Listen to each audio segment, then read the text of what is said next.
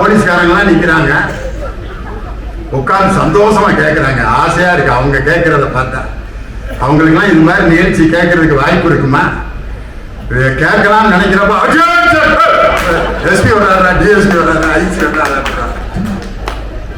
அவங்க கூட போலீஸ் ஸ்டேஷன்ல உள்ள நுழைஞ்சோன்னு ஒரு பெரிய கண்ணாடி இருக்கு பார்த்துருக்கீங்களா? அப்படி நின்றுட்டு அப்படி பெல்ட் எல்லாம் அட்ஜஸ்ட் பண்ணி மேலே எழுதி போட்டுருக்காங்க, ஆர் யூ ஸ்மார்ட் அப்படி எழுதி போட்டிருப்பாங்க. என்ன அர்த்தம்? போலீஸ்காரங்க ஸ்மார்ட்டா இருந்தாதான் வேலை பார்க்க முடியும்.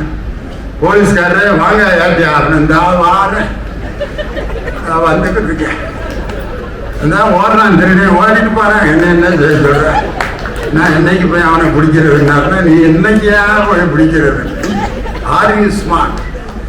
என் பேச்சை என்னுடைய தோரணையை முதல்ல நான் ரசிக்கணும். யாருமே அவங்க வேலையை ரசிச்சு செய்யறதில்லை. ஒரு டிரைவரை கேளுங்க, நீ உன் வேலையை ரசிச்சு செய்யறியா?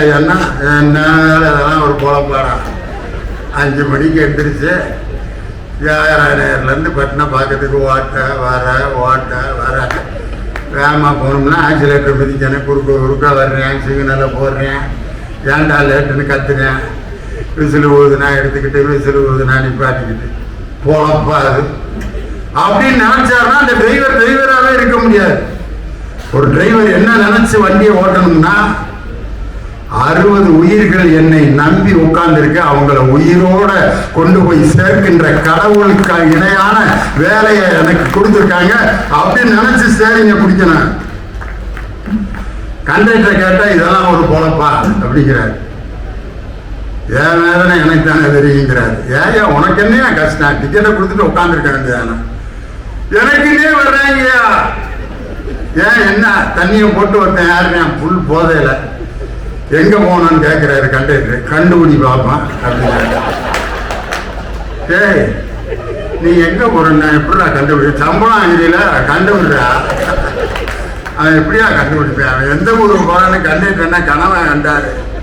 பிரதர் நீங்க உட்காருங்க, நாங்க உங்க ஊர் அப்புறம் நான் கண்டுபிடிக்கிறேன் அப்படின்னு உட்கார வச்சார்.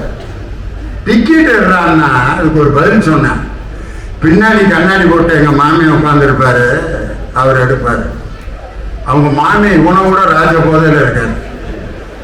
உங்க மாப்பிள்ளைக்கு டிக்கெட் எடுக்கிறது, அதுக்கு மாமியன் பதில் மச்சான் என்னையா சொன்னாரு, பின்னாடி கண்ணாடி போட்டிருக்கவனதுக்கான கேட்க சொன்னாரு. நான் முன்னாடி மேடையில நான் பேசும்போது முன்னால எல்லாரும் ரசிச்சு கேட்பாங்கன்னு நினைக்க முடியாது. இங்க உட்காந்து மொபைல் பார்த்துட்டு இருப்பாங்க, இங்க உட்காந்து போன்ல ஏன் முன்னாடியே பேசிட்டு இருப்பாங்க. முன்னாள் வரிசையில் ஒருத்தர் உட்காந்து போன நிறுத்துறா அப்படிங்கிறாரு.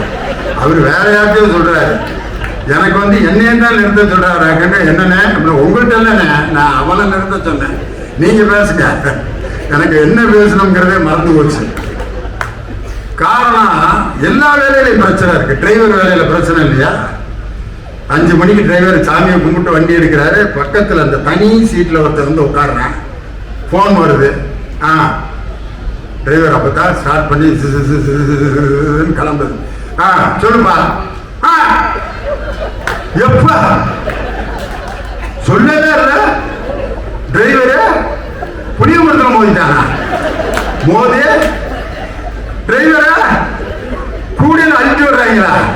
இந்த டிரைவர் என்ன நிலைமைக்கு ஆளாயிருப்பான்னு யோசனை பண்ணி பாருங்க. அவனுக்கு கிளச்சு எது ஆக்சிலேட்டர் எதுன்னு மறந்துருச்சு.